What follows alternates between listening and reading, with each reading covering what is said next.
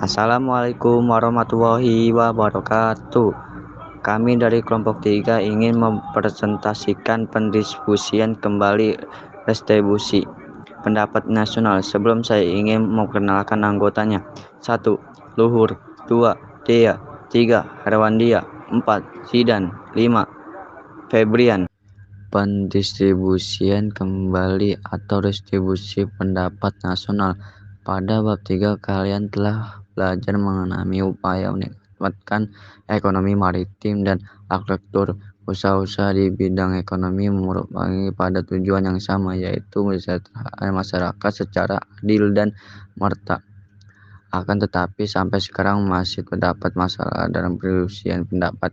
Kesetaraan atau ketimpangan antara masyarakat pendapatnya tinggi dan rendah masih sangat lebar. Untuk lebih menjelaskan gambaran masalah dalam pendistribusian pendapat, ini gambar 3.17 di bawah ini.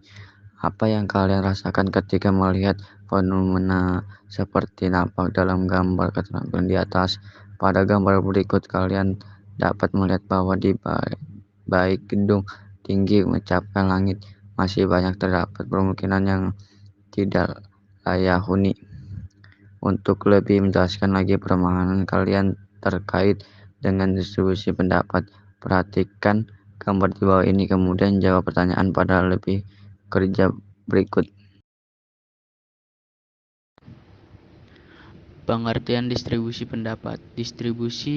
Pendistribusian kembali pendapat adalah pendistribusian kembali pendapat masyarakat kelompok kaya kepada masyarakat kelompok miskin, baik berasal dari pajak ataupun pungutan-pungutan lain. Redistribusi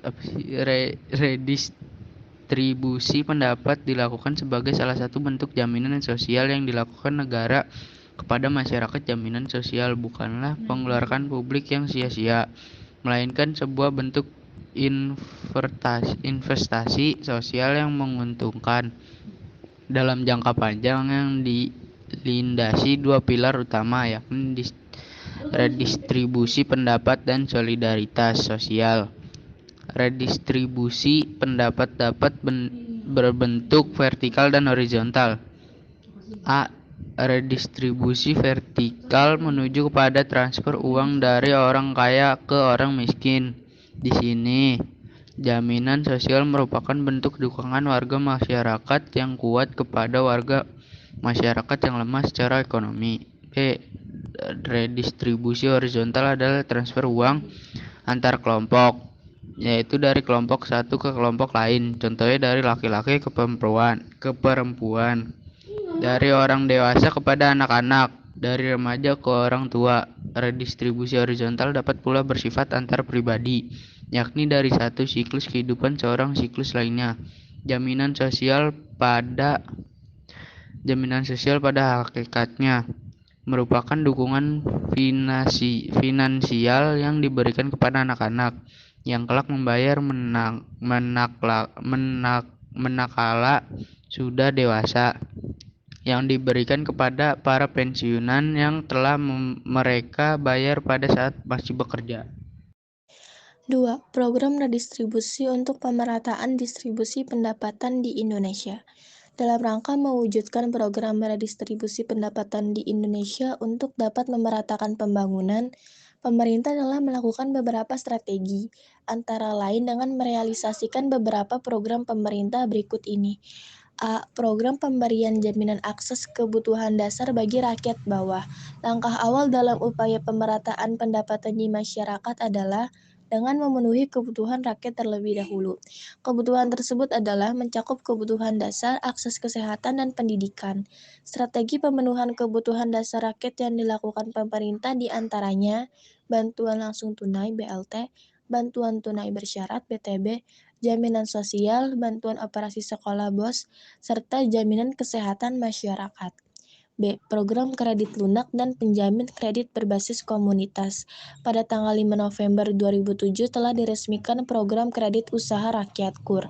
Dengan kebijakan KUR, UMKM akan terhindar dari kendala aturan-aturan perbankan yang menyulitkan mereka. Harapannya, bank-bank nasional yang dilibatkan dalam program tersebut akan mampu memberikan pinjaman kepada UMKM. C. Pengembangan usaha atau industri kecil. Ada beberapa alasan mengapa usaha kecil perlu dikembangkan, yaitu pertama, usaha kecil menyerap banyak tenaga kerja. Kedua, pemerataan dalam distribusi pembangunan. Ketiga, pemerataan dalam distribusi pendapatan.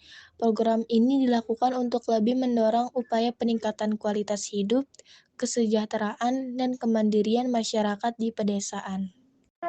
D. Pemerintah bekerja sama dengan swasta lokal dan asing untuk menjalankan program Corporate Social Responsibility atau CSR. Dengan adanya program Corporate Social Responsibility (CSR), diharapkan golongan masyarakat bawah bisa mendapatkan kesempatan untuk ikut dalam kegiatan ekonomi yang produktif secara keseluruhan. Pemerintah hendaknya melaksanakan prinsip tanggung jawab sosial yang menjadi tumpuan dan jaminan bahwa segenap lapisan masyarakat secara keseluruhan bisa menikmati hasil-hasil pembangunan ekonomi yang telah dilakukan. Pemerintah harus bisa bekerja sama dengan swasta lokal dan asing untuk menjalankan program CSR. Program ini menjadikan CSR sebagai tanggung jawab yang melekat pada setiap perusahaan untuk tetap menciptakan hubungan yang serasi, seimbang, dan sesuai dengan lingkungan, norma, dan budaya masyarakat setempat. E. Pemerintah konsisten dalam mewujudkan kebijakan penegakan hukum dan keadilan ekonomi. Peran pemerintah sangatlah besar sebagai pembuat strategi dan kebijakan-kebijakan dalam menciptakan pembagian pendapatan di golongan masyarakat yang lebih merata dan berperan aktif dalam pelaksanaan program pemerataan pendapatan di masyarakat serta secara konsisten mewujudkan penegakan hukum sehingga dunia usaha nasional dan asing dapat melakukan usaha secara berkesinambungan untuk menciptakan lapangan kerja secara luas. Hukum dan keadilan ekonomi yang tidak mendiskriminasikan golongan miskin merupakan modal awal, sehingga kebijakan redistribusi yang diambil pemerintah menjadi efektif untuk mengurangi ketimpangan pendapatan yang ada di Indonesia. 3. Beberapa alternatif praktek redistribusi pendapat di Indonesia. Pemerintah telah membuat alternatif pendistribusian pendapat yaitu sebagai berikut. A. Subsidi. Dalam pendistribusian pendapatan, pemerintah berupaya untuk mendorong usaha kecil dan menengah agar tetap hidup dan memiliki daya saing. Dari itu, pemerintah memberikan subsidi potongan harga atau memberikan tambahan modal kepada produsen. Contoh subsidi pupuk ke petani. Subsidi pupuk dari pemerintah kepada petani agar petani bisa menekan biaya produksi dengan harga yang lebih rendah. Diharapkan petani bisa menjual dengan harga rendah sehingga dapat bersaing. B. Pengenaan pajak. Cara lain yang digunakan pemerintah untuk mendistribusikan pendapatan adalah dengan pajak. Terdapat beberapa jenis pajak di Indonesia, antara lain pajak penghasilan, pajak kendaraan bermotor, pajak terhadap barang mewah, dan lain-lain. Contoh, seseorang membeli mobil mewah dari luar negeri dikenakan pajak 10% dari harga tersebut. Pajak penghasilan adalah pajak yang dibayarkan oleh seseorang yang sudah berpenghasilan dengan batas minimal penghasilan sebesar angka yang telah ditentukan pemerintah. Pajak berkendaraan bermotor biasanya dengan perpanjangan masa berlaku STNK. Cukup sekian presentasi dari kelompok kami. Jika ada kekurangan mohon dimaafkan.